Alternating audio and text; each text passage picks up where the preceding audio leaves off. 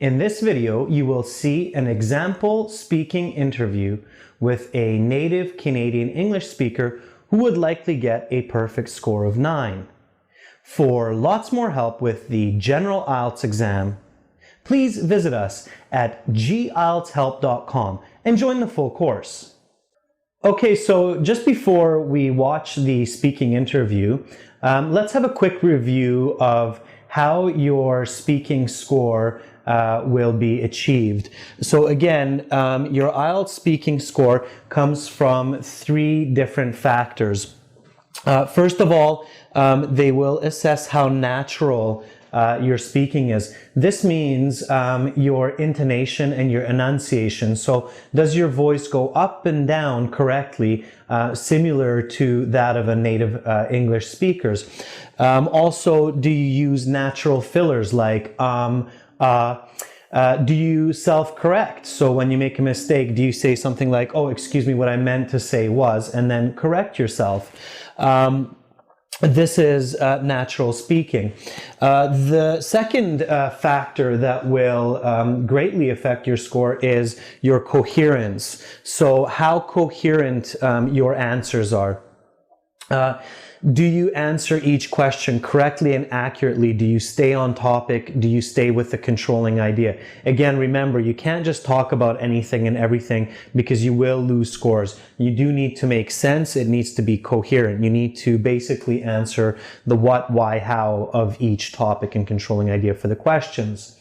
And then after coherence, the third factor here is the complexity of your language. So are you able to use natural complex English, which means can you use adjective clauses to describe your ideas clearly? Like, for example, people who watch a lot of television should be careful to make sure that they exercise. So do you use complex grammar, present perfect, past perfect, progressive form?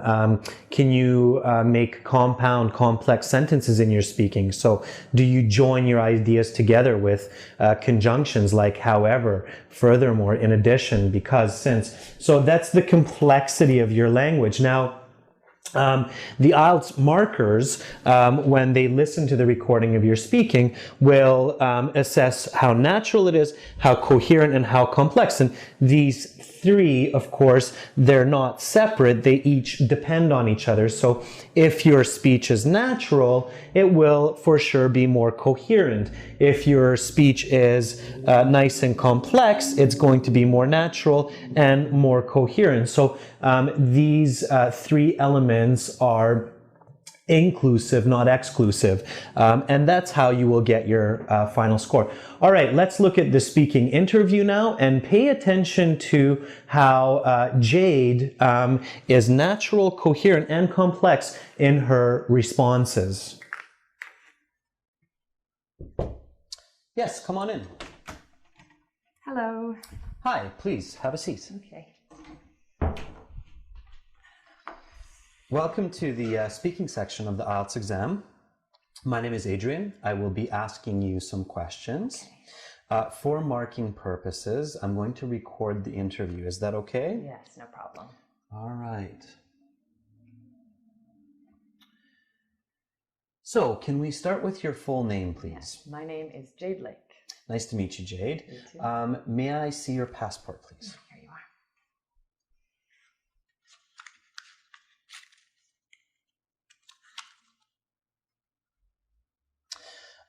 There you are. Thanks. Where are you from, Jade? I'm from Victoria, which is the capital city of British Columbia, the westernmost province of Canada. Okay. So I will ask you some questions. This will take about 12 to 15 minutes, and I'll give you instructions along the way. Are you ready to begin? Yes, I am. All right, let's talk about traveling. Okay. When is the last time you went on a trip? In July, I traveled to Greece with my girlfriend Alice on a 2-week vacation. It was great. Excellent. Do you like to travel? Yes, I love to travel. I really enjoy seeing different and unique parts of the world, like the Acropolis in Athens, and I like to meet people from different cultures too. Okay. What do you need to do when preparing for travel? Well, I think the most important point to remember is to have a valid passport because without one, you can't get on the plane and it's impossible to get it last minute. It's also important to pack the right clothes and gear for your trip. That way, you're ready for any weather or challenges along the way. Okay. Is it a good idea to plan the details of your trip before departure? Well, yes and no. I think it's important to plan the main details like your hotel bookings and your transportation, but it's also important to leave some time open for spontaneous activities.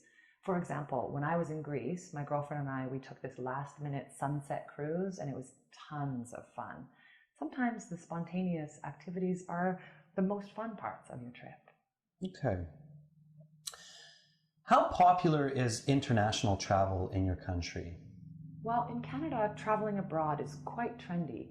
Canadians are generally pretty well off and they like to explore the world.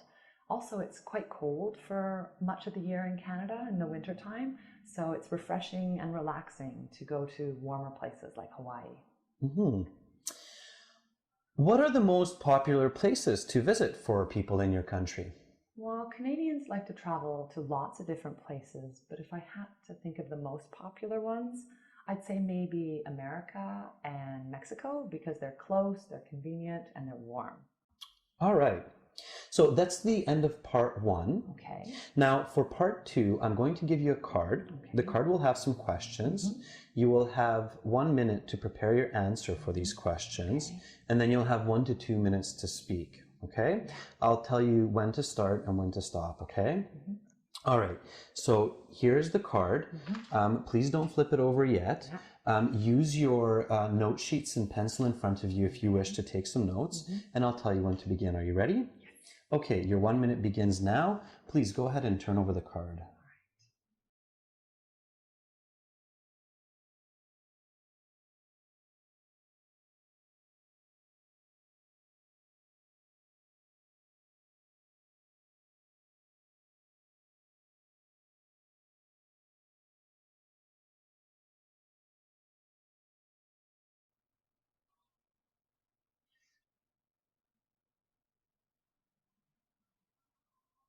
Okay, Jade, so your 1 minute is up. Please begin. Okay. Well, an important person in the community where I live in Victoria is Ralph Schneider. Ralph is the current leader of the Liberal Party. They were elected about 2 years ago, and ever since then, he's been managing the affairs of the Saanich municipality for the past 2 years. So Ralph campaigned his way into victory with his encouraging words and his positive actions. He's a tall and charismatic man. He's in his mid-50s. Even before Ralph became the leader of the community, he was really involved in the community. He would help troubled youth. He tried to create jobs for the unemployed, and he always created these really unique programs. He cares a lot about the safety of the community. And actually, just last month, he and his party started this new, unique Neighborhood Watch program where volunteers would monitor a 4-block radius in pairs every evening, walking around. And this has been so great for the security in our neighborhood and the safety. And also, it's been really good for the night commerce in the area. In my family, my folks actually own a coffee shop. So it's been really good for their business. Their business has been soaring. And I think that Ralph is just a special guy. He's really made our community come together. And even though he's busy and he has 2 teenage kids, he always makes the extra effort to make a difference in our community. Okay, so that is the end of part two. May I have the card back, please? Thank you. Now we will begin part three. Okay. I'm going to ask you some questions on a similar topic. Are you ready to begin? Yes. All right. So let's talk about community leadership. Okay. How important are leaders to a community of people? Oh, I think that good leadership is absolutely vital for the progress and stability of a community. Humans are social by nature, and having strong individuals guide them is essential for their development. Okay. What characteristics are advantages and which are disadvantages for social leaders? Oh, it's a hard question. Can I just think for a moment? Sure, take your time. Okay. Well, I guess if I had to think of a key personality trait for a good leader, it would be confidence. If a person is confident, they can really gain the respect and trust of their audience. On the other hand, a disadvantage of a good leader would be someone who displays socially irresponsible behavior like drinking or gambling. I think that the community would have a hard time trusting someone who doesn't set a good example. Okay. If you could be a leader in your neighborhood, what social issue would you address? So what you're asking is if I was the leader, what social issue I would like to change? Yes, exactly. Okay, well, a hot topic in my community is the high cost of post-secondary education. Many students in college and university really struggle to pay their tuition fees. So if I was a leader, I would try and take a strong initiative to create some sort of program with either free or subsidized post-secondary education. Okay. I'm going to ask you some more questions about community programs. What are some important programs for communities to provide their residents? Well, I think that a very important program is athletics, because many people say a healthy population is a happy population. So I think it's important for the community leaders to ensure that the sports clubs like tennis and football are available and accessible to all of their residents. Okay. To what extent should governments be responsible for financial support of recreation centers? Well, like I said before, I do think that athletics and recreation centers are very important for a strong community. So I think it's vital that the government makes sure that recreation centers are well funded, well advertised, and attended by the public. Have the programs in your community changed much since you were a child? Oh, I've never really thought of that before. I guess when I was a child, most of the programs at the community center would be either age restricted or separated by gender. So maybe nowadays I've seen a lot of programs are co-ed and they're also open to all ages. And I think this is great because it allows the community to come together no matter what age or gender. Okay. All right. That is the end of part 3, and that's the end of the speaking part of the IELTS exam. Thank you very much. Good luck with the rest of your exam, and your grades will be posted in about 10 business days online, okay? All right. Thank you very much. Nice to meet you, Jade. Thanks. Have a great day. Bye-bye. Thanks. Bye.